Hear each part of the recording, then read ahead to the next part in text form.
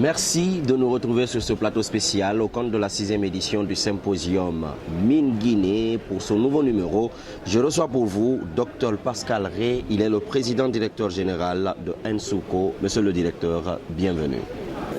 Merci beaucoup.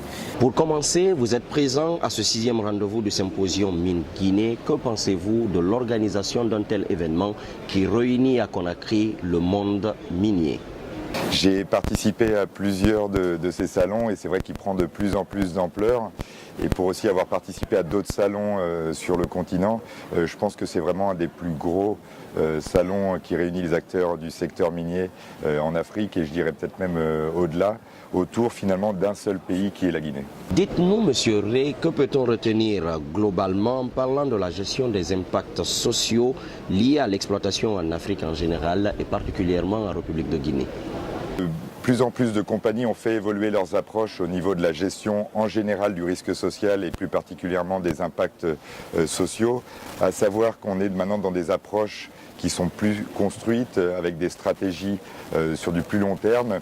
Et surtout, ces compagnies privées ont compris que ça participait d'avoir un climat social stable, propice à leurs activités, que ça participait aussi à la rentabilité du projet minier et donc que de considérer les impacts sociaux et d'essayer de les mitiger et répond aux intérêts de toutes les parties prenantes, la compagnie minière incluse.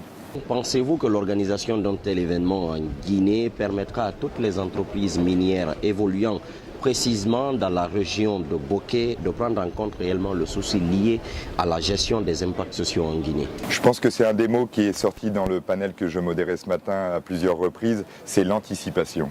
C'est-à-dire d'avoir une construction qui va au-delà des quelques jours qui viennent, d'avoir juste le permis environnemental, mais c'est de bien penser tout ce qui est étude d'impact, tout ce qui est plan d'action pour les réinstallations, comme des outils opérationnels qui vont servir pour toute la durée de vie du projet.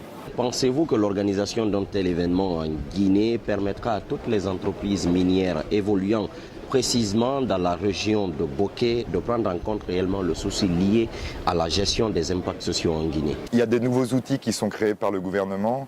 On a pu voir pendant le panel de ce matin sur la question de la gestion du risque social et des impacts sociaux, une présentation du secrétaire général du ministère des Mines et de la Géologie, Monsieur Saadou Nimaga, qui a eu le temps de nous présenter le FODEL, donc qui est le fonds qui permettra, je l'espère, de remettre la décentralisation au cœur de ces questions-là et d'avoir véritablement un développement local cohérent qui est généré et qui permet aussi l'intégration des projets miniers à leur territoire. Pour avoir passé près de 12 ans en Guinée, quel regard portez-vous sur la présence massive des entreprises minières en Guinée? Alors on voit effectivement que ça a apporté beaucoup de choses en termes d'infrastructurels, en termes du PIB aussi évidemment du pays, donc de la rente minière. Mais il reste encore du travail, je pense, à faire dans la mutualisation finalement des efforts de toutes ces compagnies minières et surtout la capacité d'avoir une certaine synergie pour assurer une intégration sur le territoire.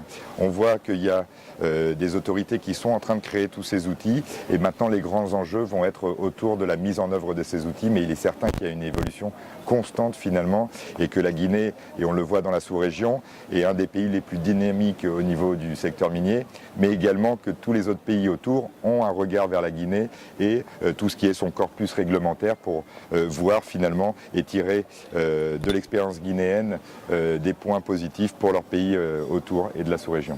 Concrètement, Monsieur Rey, quelle est la politique que l'État devra mettre en place pour prendre en compte tous ces outils dont vous venez de parler pour qu'il y ait un impact réel sur la vie des populations guinéennes? Déjà, il faut la collaboration de tout le secteur privé. Il faut un État qui soit aussi plus présent peut-être au niveau local, avec des moyens de contrôle, mais c'est des choses qui sont en cours. Et je dirais aussi du temps, puisque les évolutions des mentalités dans le secteur minier sont assez récentes sur les questions sociales.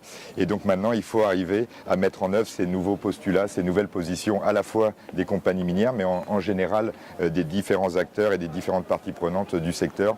Donc je dirais qu'on va dans la bonne direction et qu'il va falloir suivre de façon très attentive comment tout cet outillage est mis concrètement en œuvre au niveau local, mais aussi de voir comment l'État va être en mesure de contrôler les pratiques à ces échelles-là, c'est-à-dire sur le terrain.